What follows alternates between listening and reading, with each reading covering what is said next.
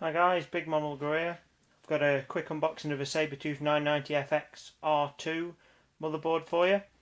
I personally love the Sabertooth range. They're usually a bit too pricey, but this one was well under the £150 mark. It seems that prices dropped quite considerably at a lot of retailers recently, so I'm putting this bad boy in a much lesser gaming PCs than it used to go in. It used to only really go in the extreme stuff.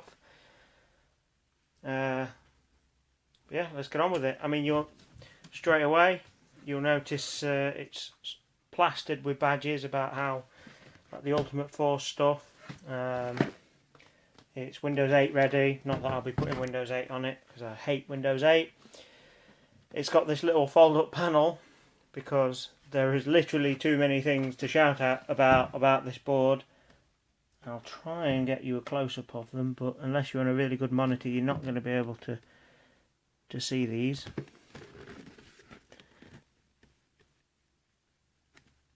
Plus there's a bit of glare. My hands are full.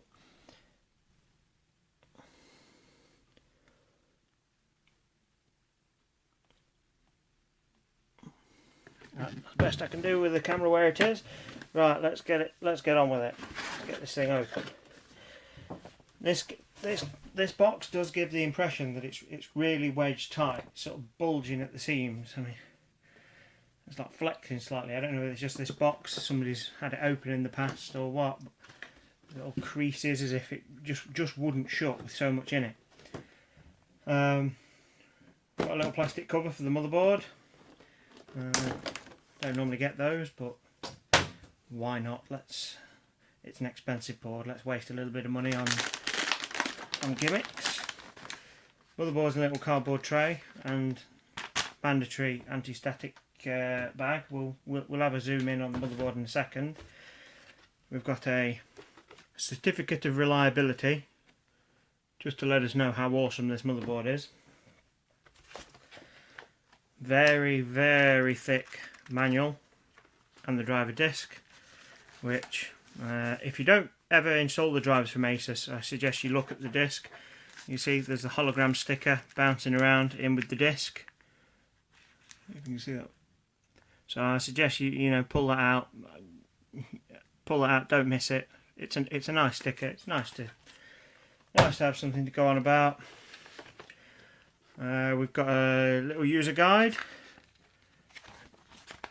for the motherboard. Not that we're going to need that. Tough Series is motherboard 5-year warranty notice.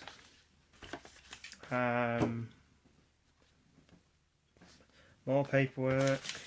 Now we've got a transfer sticker. Not sure whether you can see that because it's sort of white on a white background at the minute. See if I can catch it in the right light. It says Tough inside with the Tough logo. Again, so you can stick something on your case and show off. Back panel in black. Personally, I'd prefer something a bit more colourful. Personal preference at the end of the day. Sabertooth series does seem to be a lot of black and greys and sort of gunmetal and stuff like that. As you'd expect, we've got 4 SATA cables with it. SLI bus. And a couple of headers. We've got one for USBs and one for your power and reset and so on. Love it when they get included. It makes life so much easier. Let's have a closer look at the motherboard.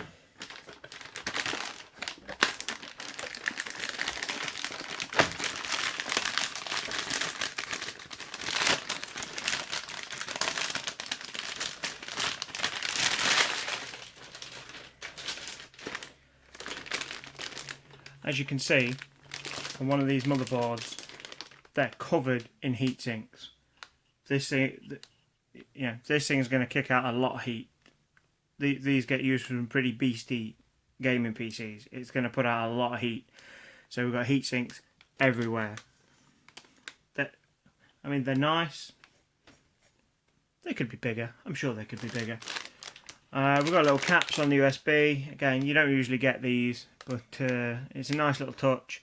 chances are there's going to be a couple of USB headers you're not going to use. Personally, I think it's a bit of a waste of effort, but you know, everything we can do to make something nice at this price range. Flip it round.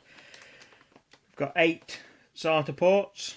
I think all of those are SATA 6 gig. Yeah, they're all SATA 6 gigabits. So we've got 6 ports plus 2 on a separate controller. As this is an AMD motherboard, we've got a pin-based CPU socket, 4 PCI Express slots, only 4 RAM slots. I think this only takes either 32 or 64 gig of RAM. For a motherboard at this end, I'd have expected at least 64 gig. No, it's 32 gigabytes of RAM. I'd have expected something at this range to take 64, but how many of you are going to use more than 32? Again, back on the back, we've got a BIOS reset, what I think is a BIOS reset button. Gigabit Ethernet, 1, 2, 3, 4, 5, 6, 7, 8 USB ports. 1, 2, 3, 4 USB 3 ports. Your standard 6-socket audio, optical audio out, and the new style hybrid PS2 plug. One thing I did notice on the back of this board, it's got like a metal plate holding the heatsink down. A lot of boards with a big heatsink just sort of bolt it in with spring clips on the back. They can wobble about a bit. They're not quite as secure as they should be. Can you get a clear view of that? You see we've got this big metal strip on the back. I imagine that helps to work as a heatsink, but it's just nice to have something that's really firmly clipped on. That's pretty much it. Time for me to get off and get this PC built. And I'll post some benchmarks when it's done. See you all soon.